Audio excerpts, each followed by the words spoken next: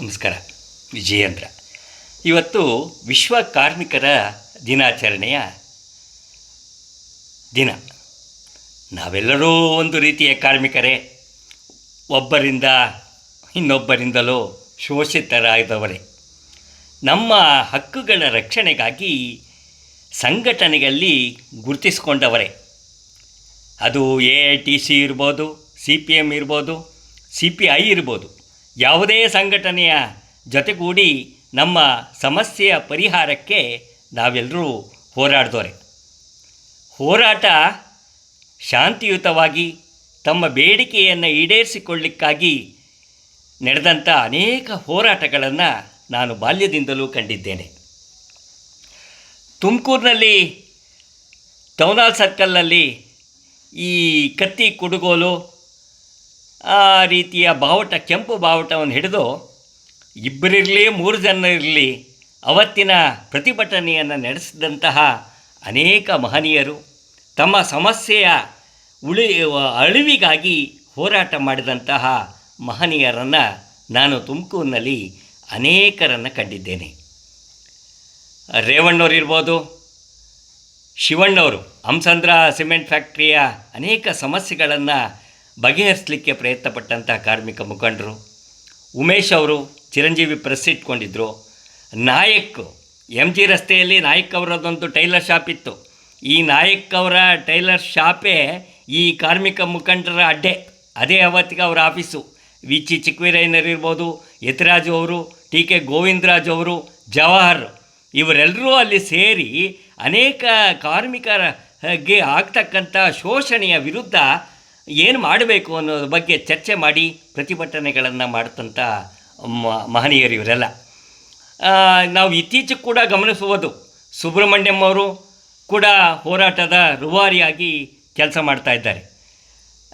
ನಾನೇಕೆ ಇವತ್ತು ಕಾರ್ಮಿಕರ ಬಗ್ಗೆ ಮಾತಾಡ್ತಾ ಇದ್ದೇನೆ ಅಂದರೆ, ನಾನೂ ಕೂಡ ಒಬ್ಬ ದಿನಗೂಲಿ ಕಾರ್ಮಿಕನಾಗಿ ಬಂದವನೇ. KS ಶರ್ಮಾರವರ ನೇತೃತ್ವದ ಸಂಘಟನೆಯಲ್ಲಿ ನಾನೂ ಗುರುತಿಸಿಕೊಂಡು ಅನೇಕ ಹೋರಾಟಗಳಲ್ಲಿ ನಾವು ಕೂಡ ಭಾಗವಹಿಸಿದ್ದೇವೆ. ವಿಧಾನಸೌಧಕ್ಕೂ ಕೂಡ ಮುತ್ತಿಗೆ ಹಾಕಿ ನಂತರ ಸುಪ್ರೀಂ ಕೋರ್ಟ್ ಆದೇಶದಂತೆ ಲಕ್ಷಾಂತರ ಜನ ಕಾಯಂಗೊಂಡವರು ನಾವು. KS ಶರ್ಮಾರವರ ನೇತೃತ್ವ, ಹುಬ್ಬಳ್ಳಿ ಧಾರವಾಡದಲ್ಲಿ ಹುಟ್ಟಿಕೊಂಡಂತಹ ದಿನಗೂಲಿ ನೌಕರರ ಸಂಘಟನೆ, ಅನೇಕ ಸಂಘಟನೆಗಳನ್ನು ಒಳಗೊಂಡಂತೆ ಈ ಒಂದು AITC ಇರ್ಬೋದು, CPM, CPI ಇವು ಕಾರ್ಮಿಕರ ಸಮಸ್ಯೆಯನ್ನು ಬಗೆಹರಿಸಲಿಕ್ಕೆ ಹೋರಾಟ ಮಾಡ್ತವೆ. ನಿಮಗೊಂದು ಸಣ್ಣ ಕಥೆಯನ್ನು ಹೇಳ್ತೇನೆ. ಒಂದು ಕಡ್ಡಿ ಸಿಕ್ಕಿದ್ರೆ ಅದನ್ನು ಒಂದೇ ಕೈಯಲ್ಲಿ ಮುರಿದು ಹಾಕಿಬಿಡ್ಬೋದು.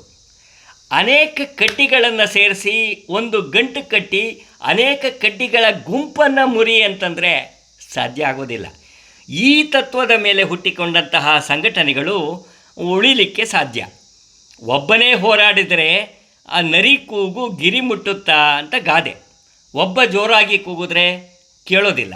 100 ಜನ ಕೂಗಿದಾಗ ಆ ಸಮಸ್ಯೆ ಬಗೆಹರಿಯುತ್ತೆ. ಇವತ್ತಿನ ದಿನ ನೀವು ಗಮನಿಸ್ಬೋದು, ಅಂಗನವಾಡಿ ಕಾರ್ಯಕರ್ತೆಯರಿರ್ಬೋದು, ಆಶಾ ಕಾರ್ಯಕರ್ತೆಯರಿರ್ಬೋದು, ರಾತ್ರಿ ಹಗಲು ಅವರು ಧರಣಿ ಮಾಡಿದಂತಹ ಉದಾಹರಣೆಗಳನ್ನು ನಾವು ಕಾಣ್ಬೋದು. ತಮಗಿರ್ತಕ್ಕಂಥ ಸಮಸ್ಯೆಯನ್ನು ಬಗೆಹರಿಸ್ಕೊಳ್ಳಿಕ್ಕೆ ಹೋರಾಟ ಇವತ್ತಿಗೆ ಅನಿವಾರ್ಯ. ಹತ್ರ ಅಳೋ ಮಕ್ಳಿಗೆ ತಾನೇ ಹಾಲು ಒಯ್ಯಕ್ಕೆ ಸಾಧ್ಯ, ಅಳದಲೇ ಇದ್ದರೆ ಯಾರೂ ಹಾಲು ಕೊಡೋದಿಲ್ಲ. ಈ ರೀತಿಯ ಪರಿಸ್ಥಿತಿ ಇರುವಾಗ ಈ ಸಂಘಟನೆಗಳ ಅವಶ್ಯಕತೆ ತುಂಬ ಇದೆ. ಸಂಘಟನೆಗಳ ಮೂಲೋದ್ದೇಶ ತನ್ನ ಕಾರ್ಮಿಕನ ಹಿತರಕ್ಷಣೆ ಮಾಡ್ತಕ್ಕಂಥದ್ದು. ತನ್ನ ಬಳಿ ಬಂದಿರತಕ್ಕಂಥ ಕಾರ್ಮಿಕನ ಸಮಸ್ಯೆಯನ್ನು ಬಗೆಹರಿಸೋದೇ ಅವರ ಮೂಲ ಉದ್ದೇಶ. ಇತ್ತೀಚೆಗಷ್ಟೇ ನಿಧನರಾದ ಅನಂತ ಸುಬ್ರಹ್ಮಣ್ಯಂ ಅವರ ಬಗ್ಗೆ ನಾನು ಪತ್ರಿಕೆಯಲ್ಲೆಲ್ಲ ಓದಿದೆ. ಮಾರನೇ ದಿನ KSRTCಯ ಒಂದು ಉಗ್ರ ಚಳುವಳಿ ಇತ್ತು. ಹಿಂದಿನ ದಿನ ಅವರು ಚರ್ಚೆ ಮಾಡಿ ರಾತ್ರಿ ಅವರು ಮರಣ ಹೊಂದಿದ್ರು. ಬೆಳಗ್ಗೆ ಆ ಒಂದು ಮುಷ್ಕರ ಕೂಡ ಮುಂದೂಡಿದ್ರು. ಅಂತಹ ಧೀಮಂತ ನಾಯಕರುಗಳನ್ನು ನಮ್ಮ ರಾಜ್ಯ ಕಂಡಿದೆ. ಸುಬ್ರಹ್ಮಣ್ಯಂ ಅವರ ಹೋರಾಟ ಯಾವ ಮಟ್ಟದ್ದು ಅಂದರೆ, ಹಿಂದಿನ ದಿನ ರಾತ್ರಿ ಕೂಡ ಕಾರ್ಮಿಕರೊಡನೆ ಚರ್ಚೆ ಮಾಡಿ ತಮ್ಮ ಆರೋಗ್ಯವನ್ನು ಲೆಕ್ಕಿಸದೆ ಹೋರಾಟಕ್ಕಿಳಿದಂಥವರು ನಮ್ಮ ಕಾರ್ಮಿಕ ಮುಖಂಡರುಗಳು. ರೇವಣ್ಣವರು ಕೂಡ ಇಳಿ ವಯಸ್ಸಿನಲ್ಲಿ ತುಮಕೂರಿನಲ್ಲಿ ಏನಾದರೂ ಚಳವಳಿ ಇದೆ ಅಂತಂದರೆ ಟೌನ್ ಹಾಲ್ ಸರ್ಕಲ್ ಹತ್ರ ಇರ್ತಾಯಿದ್ರು.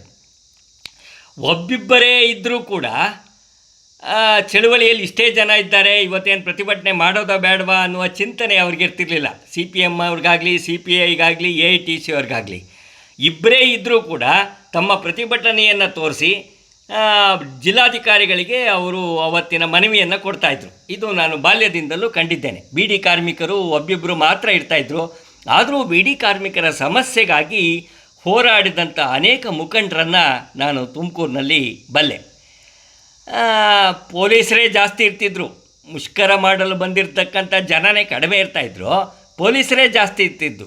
ಆದರೂ ಎದೆಗುಂದದೆ ಉಮೇಶ್ ಅವರ ದಿಟ್ಟ ನಿಲುವು, ಕೆಲವೊಂದು ಬಾರಿ ಉಮೇಶ್ ಮಾತಾಡೋದನ್ನು ನೋಡಿಬಿಟ್ರೆ ಅಧಿಕಾರಿಗಳಿಗೆ ಅವರು ಪ್ರತಿಭಟನಾ ಪತ್ರ ಕೊಡುವ ಮುನ್ನ ಅವರು ಉಗ್ರ ಭಾಷಣ ಕೇಳೋದಕ್ಕೆ ಒಂಥರ ರೋಮಾಂಚನವಾಗಿರ್ತಿತ್ತು.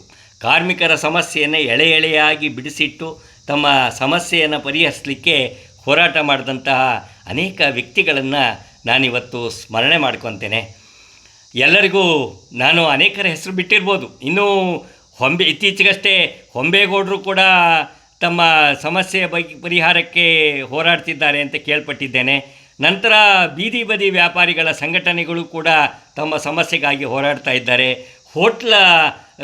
ಹೋಟೆಲ್ ಕಾರ್ಮಿಕರ ಅಸೋಸಿಯೇಷನ್ ಅವರು ಇರ್ಬೋದು, ನಗರಸಭಾ ಮಹಾನಗರ ಪಾಲಿಕೆ ದಿನಗೂಲಿ ನೌಕರರ ಸಂಘಟನೆಯವರು ಇರ್ಬೋದು, ಅನೇಕ ಮನೆ ಕೆಲಸದ ಒಂದು ಸಂಘಟನೆ, ಇವೆಲ್ಲವೂ ಕೂಡ ಅವರ ಧ್ಯೇಯೋದ್ದೇಶ ಇಷ್ಟೇ: ಶೋಷಣೆಗೆ ಒಳಗಾದವರನ್ನು ಶೋಷಿತರನ್ನು ಬಿಡಿಸೋದು, ಒಳ್ಳೆಯದನ್ನು ಮಾಡೋದು.